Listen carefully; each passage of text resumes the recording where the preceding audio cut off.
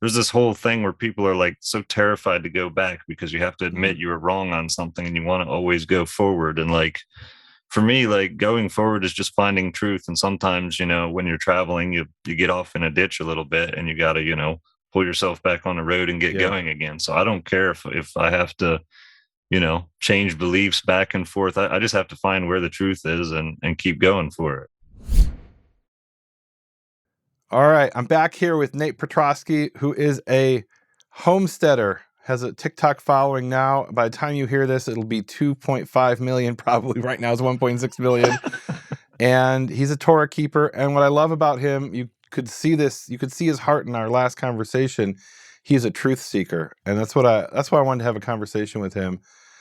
Uh, there's this great image, and you'll appreciate this because you were a contractor, right? Right. Um, so there's this great image of there's this tunnel in Jerusalem, and it's an S-shaped tunnel through the earth, and it's actually mentioned in the book of Isaiah. It's a water tunnel that drew the water from the Gihon spring, the main spring in Jerusalem, into the city, so that when the Assyrians invaded, they would have water inside the city, and then they Okay. capped the spring so that the Assyrians didn't even know where it was. Um, Gotcha. so they had to dig through the solid earth in a very short period of time. They probably had a few months. And so they went in two different directions and they somehow met in the middle. Nobody knows how they did it. But one of the things you see in the tunnel, because you can walk through this tunnel today, it's called Hezekiah's Tunnel, because he commissioned it. You walk through the tunnel and there's water like up to your knees and sometimes it's up to your waist, depending on whether we've had droughts. And you're walking through the tunnel and you see the tunnel goes like another 3 or 4 feet and then reaches a dead end and then goes off in its real direction to the left Right. and or the right, depending which way you're going from. Usually you're walking where it's off to the left.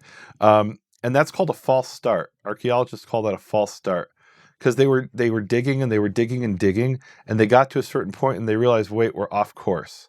So they backed Right. up like 3 or 4 feet and they're doing this with like little iron chisels in That's the hard. dark with candle not even candlelight, oil lamps, right? Right. Burning olive oil in the dark and the dust. And so they went back a few feet and they just kept digging in the right direction. And I think in my experience, my walk with the Creator, there's a lot of false starts. Yeah. And sometimes it's more than 3 or 4 feet. Sometimes it's hundreds of feet, and sometimes it's years before I realize I got to back up and I got Right. to get back on the track. And when I find out I'm wrong, Nate, I love it. I think it's amazing. I think because I believe God is revealing truth to me, and I don't want to be wrong. And if He's revealed the truth to me, I'm and I could tell you, you could go and read things I wrote 20 years ago, where I expressed views that are very different than some of the views I'm expressing today Sure. because I was wrong back then. Although the me of back then would condemn me today, but you know, I was a lot less tolerant back then because I hadn't realized how wrong I was. Right Right.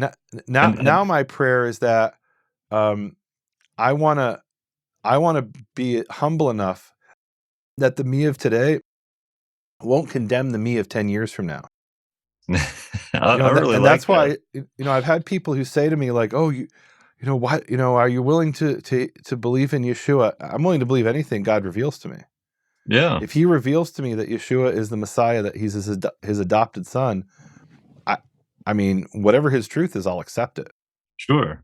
Sure. And yeah, no, and I really appreciate that about you because I feel like, you have a very similar viewpoint to me is that like, you're just trying to learn stuff and Yeah, yeah, you just have to sometimes you just have to be wrong about stuff. And that is one thing that a lot of people just can't do. And so they'll keep digging in that tunnel for a few thousand more feet or a few yeah, thousand more because we're already on years. this direction. We can't give up on it. We're already Yeah. doing it this way. We can't go back. Well, don't you want to be on the right path? And the beauty Right. of the tunnel image is that they came from two different directions and met in the middle.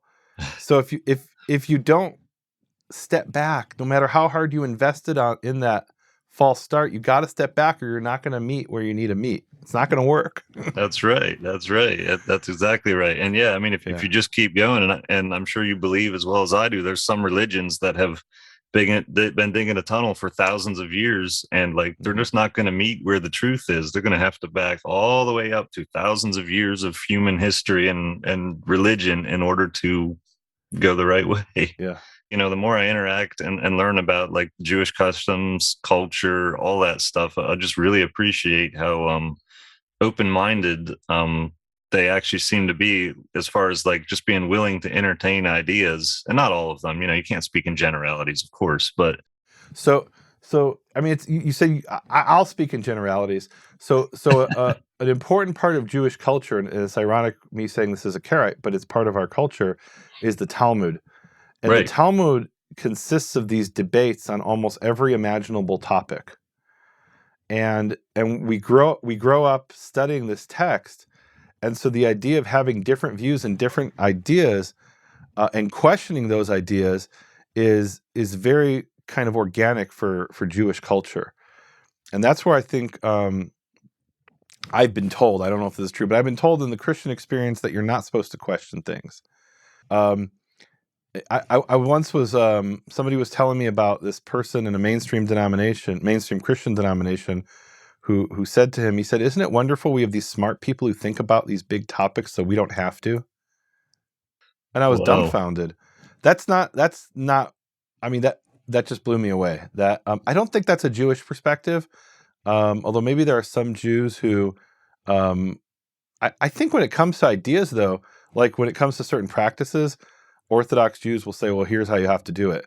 But even Orthodox Jews will say, "Well, but the actual ideas you have to, those you decide, you figure that out for yourself." right, To a large extent, in Jewish culture, I mean, not question things. I mean, Jews question the existence of God and their own existence, right? I mean, right, and if they don't, then they're not fleshing out the ideas. They're not working it out for themselves, and with prayer and study, with fear and trembling before the Creator of the universe. And I'll be honest, some Jews leave out the fear and trembling part, and that's where you get Jews I greatly disagree with. But I think most Jews will accept the position that yeah, we should ask questions. Now, some Jews won't apply that to what they do; they'll only apply it to what they think and talk about. But most Jews would accept, like, just take something like as simple as what happens when you die. There is no one Jewish view about what happens when you die, right? There's different. Some Jews believe in reincarnation.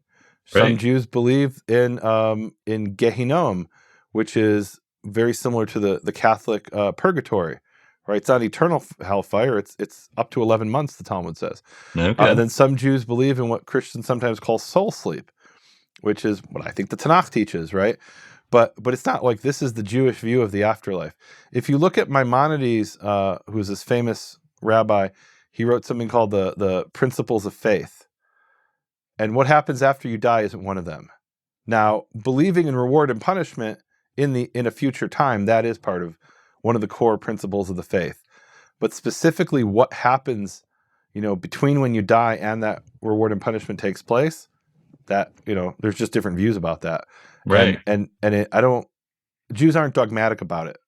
The way that Christians are dogmatic about subtleties in doctrine, I can't even pretend to understand.